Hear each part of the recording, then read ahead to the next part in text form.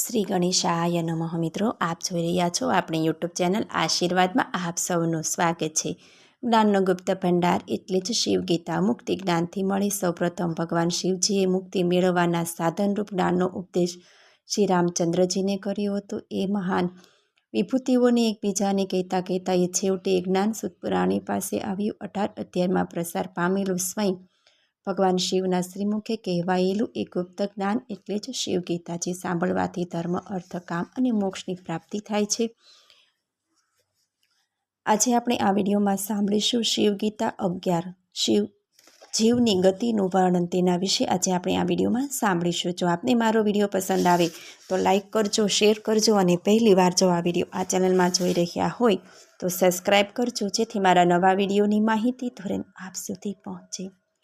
પ્રાણીના શરીરની સ્થિતિને પરલોક ગમન લિંગ શરીરના પ્રતાપે બને એ વાત ટૂંકાણમાં સમજાવી તે પછી વિસ્તૃત મહિમાનું ગાન કરતા શ્રી ભગવંતે કહ્યું, હે શ્રેષ્ઠ રાજર્ષિ, હવે હું તે પ્રાણીના દેહ શરીરની અને પરલોકની સ્થિતિનો મહિમા કહું છું, જે આપ સાવધાનીપૂર્વક સાંભળો. આ સમસ્ત સ્થૂળ શરીર જે કંઈ ભોજનના રૂપે ભક્ષણ કરે અને જલપાન વગેરે પ્રવાહી લે, તેને પ્રતાપે લિંગ અને સ્થૂળ શરીર વચ્ચે સંબંધ પ્રસ્થાપિત બને અને તેમ કરતાં કરતાં શરીર પોતાનું જીવન ધારણ કરે છે. જ્યારે શરીરમાં રોગ ફેલાઈ જાય અથવા ગટપણની અવસ્થા આવી પડે ત્યારે પ્રાણીના શરીરમાં કફની માત્રા ખૂબ જ તીવ્ર બને છે. જ્યારે તે પ્રાણીનું જઠરાગ્નિ મંદ પડી જાય, જેથી કરીને ભક્ષ્ય કરેલું અન્નજળ સારી રીતે પાચન થઈ શકતું નથી. ભોજન કરેલ ખોરાકમાંથી પાચન થઈને બનતો રસ પ્રાણીના અંગોને મળતો બંધ થઈ જાય. તરત જ ધાતુઓ ક્ષીણ થઈ જાય. ભોજન પાણીના રસોના પ્રભાવથી શરીરમાં જઠરાગ્નિ પ્રદીપ્ત રહે. જે અન્નજળ ભોજનમાં લેવામાં આવે તેમાંથી રસો બની રહે અને પ્રાણીના શરીરને એથી પૂરતું પોષણ મળી રહે છે.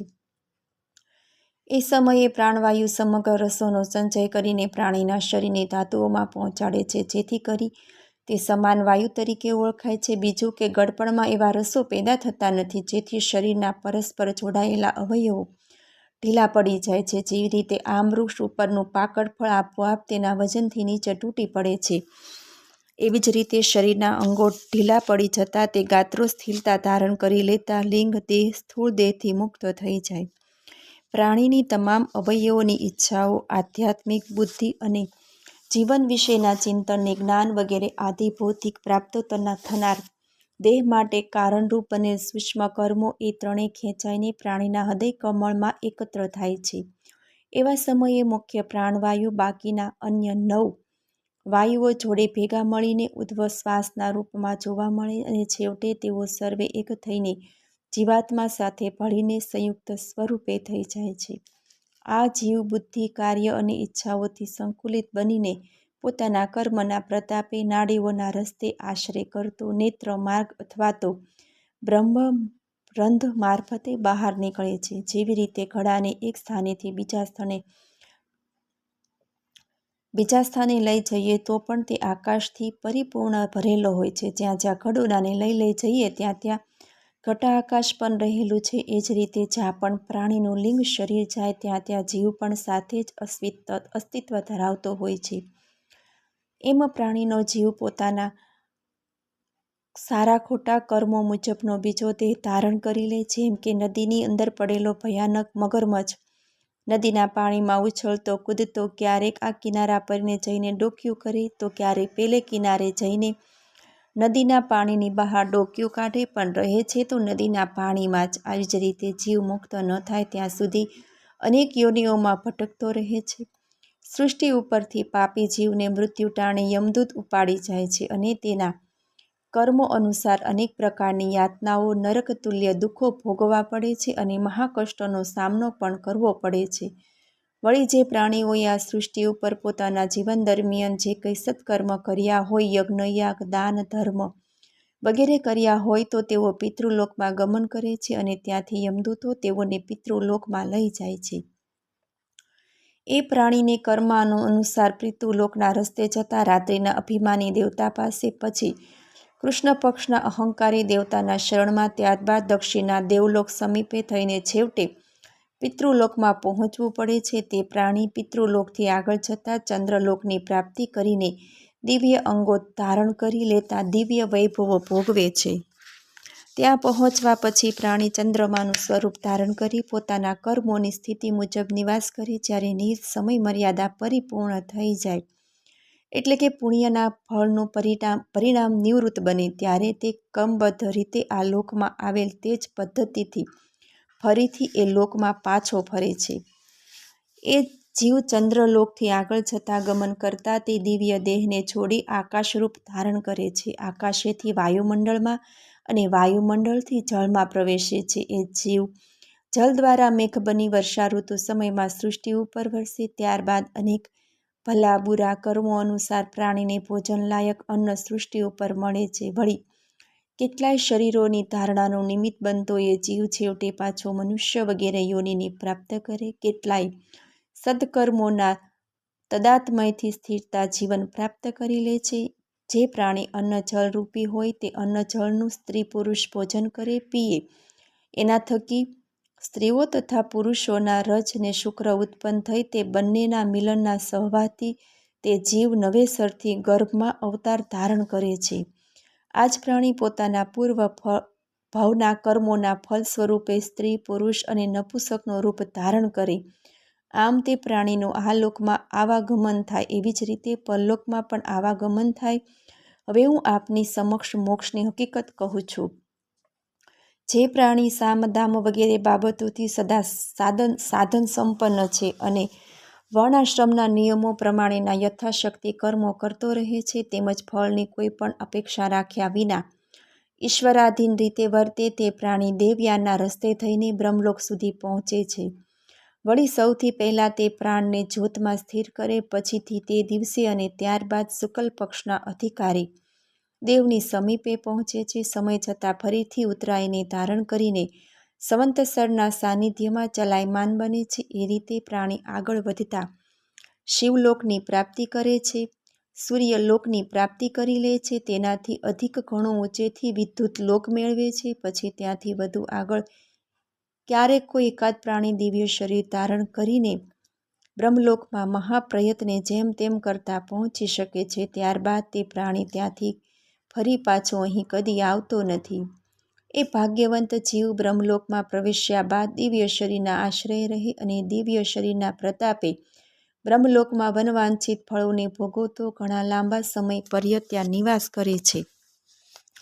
ત્યાં રહેલો જીવ બ્રહ્માની સાથે મુક્તિ પામતા ફરીથી એનો વારંવારનો ભવાટીમાં એક યોનિથી બીજી યોનિમાં સુખ સંતાપ વેઠતા રહેવાનો પુનઃજન્મનો વિકલ્પ સદાને માટે દૂર થઈ જાય, અર્થાત તે જીવ મોક્ષ પામે છે.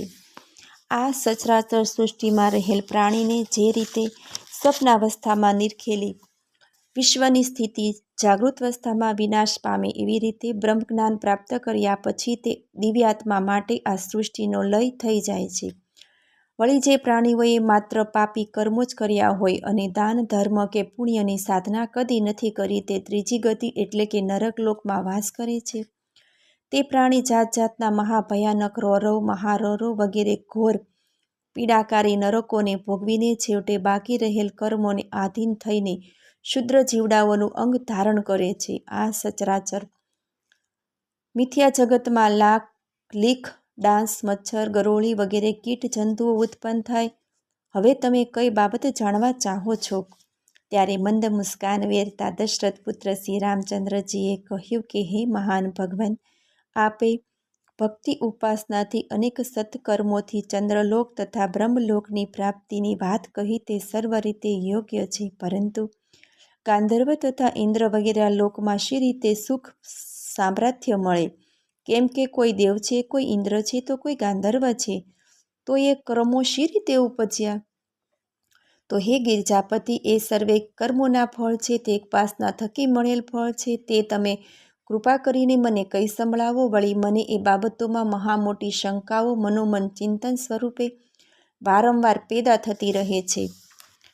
શિવજીએ કહ્યું, ઉપાસના તથા સત્કર્મોના સહયોગથી એ ફળ સાંપડે છે. જુઓ, હું અતથી ઇતિ સુધી કહી સંભળાવું છું.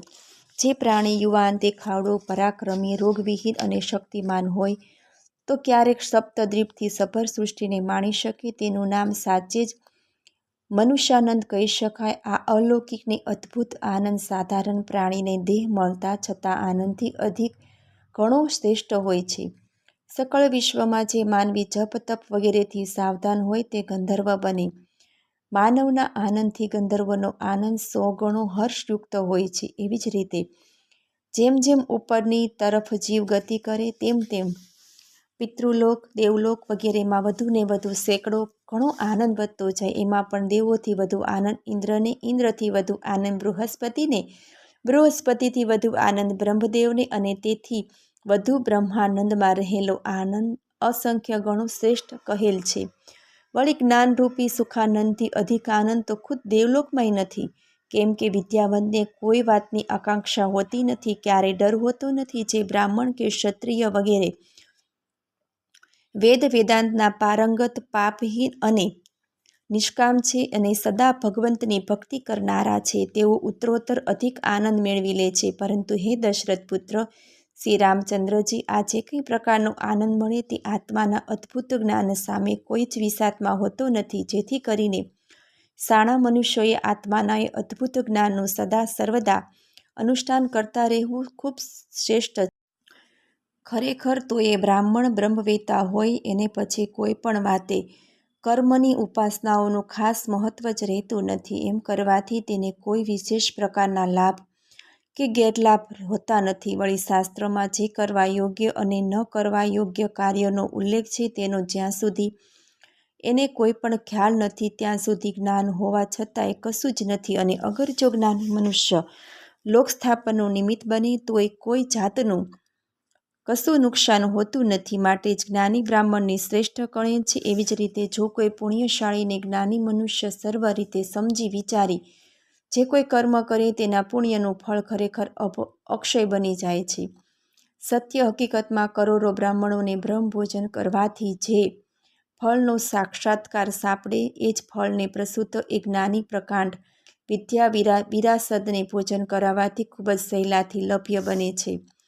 વળી જે ચીજ જ્ઞાનવાનોને ભેટ ધરવામાં આવે તે કરોડો ધણી મૂલ્યવાન હોય તેના જ્યારે મનુષ્યમાં અધમમાં અધમ જ્ઞાનવાનની કુથિલ કરે એ ક્ષય રોગનો ભોગ બની મૃત્યુને આધીન થાય. કેમ કે જ્ઞાનવાન ખરેખર મહાપ્રભુ મહેશ્વર છે.